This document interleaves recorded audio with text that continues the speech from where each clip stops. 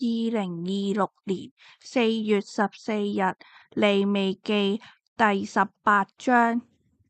耶和華對摩西說：你要告訴以色列人，對他們說：我是耶和華你們的神。你們從前住過的埃及地，那裡的居民的行為，你們不可隨從。我要領你們到的迦南地，那裡的居民的行為，你們也不可仿效。你們不可跟隨他們的風俗行，你們要遵行我的典章，謹守我的律例，要遵照奉行。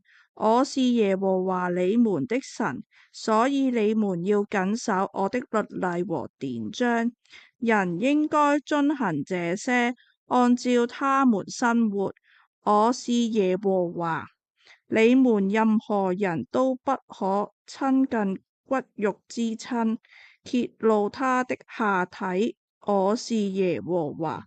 你不可揭露你父親的下體，就是你母親的下體，她是你的母親，你不可揭露她的下體。你父親的妻子的下體，你不可揭露，那本是你父親的下體。你姊妹的下體，無論是異母同父的，或是異父同母的，是在家裡生的，或是在外面生的，你都不可揭露他們的下體。你的孫女，或是你的外孫女的下體，你都不可揭露，因為他們的下體就是你自己的下體。你的繼母為你父親所生的女兒的下體，是你的妹妹，你不可揭露她的下體。你不可揭露你姑母的下體，她是你父親的骨肉之親。你不可揭露你姨母的下體，她是你母親的骨肉之親。你不可揭露你叔伯的下體，不可親近他的妻子，她本是你的嬸母。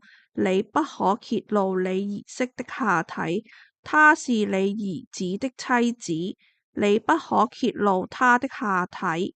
你不可揭露你兄弟妻子的下體，那本是你兄弟的下體。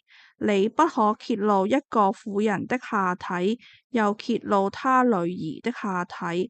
不可娶她的孫女，或是她的外孫女，揭露她的下體。他們是骨肉之親，這是醜惡的事。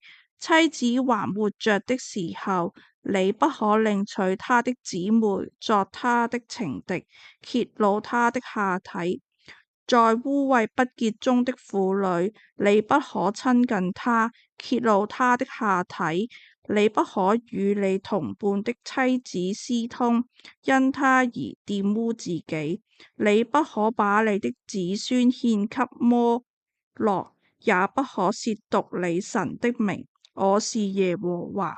你不可與男人同睡交合，像與女人同睡交合一樣，這是可憎的事。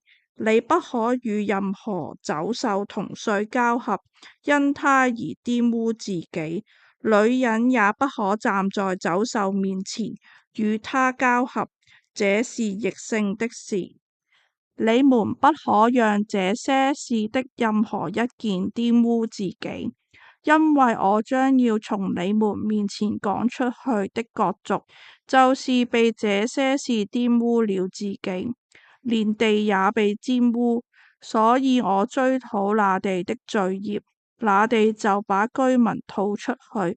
所以你們要謹守我的律例和典章，這一切可憎的事，無論是本地人，或是在你們中間寄居的外人，一件都不可作，免得你們玷污那地，那地就把你們吐出去，像吐出了在你們以前的各民族一樣。無論什麼人行了一件這些可憎的事，必從自己的族人中被剪除。所以你們要謹守我的吩咐，免得你們行那些可憎的風俗，就是你們以前的人所行的，玷污了自己。我是耶和華你們的神。讀經立志禱文。親愛的天父，感謝你藉着聖經向我們展露你的心懷。你向我們所懷的美意何等眾多而寶貴，看似完美的事物也有它的限制，而你的命令卻寬廣無限。求你開我的眼睛，讓我看見你話語的奧妙，好使我每天靠着主耶穌基督的恩典，在聖靈的引導下，閱讀和思想你的話語，並且一心遵行，以致我更深刻認識你，更虔誠地愛你，更緊緊地跟隨你。奉主耶穌基督的名祈求，阿門。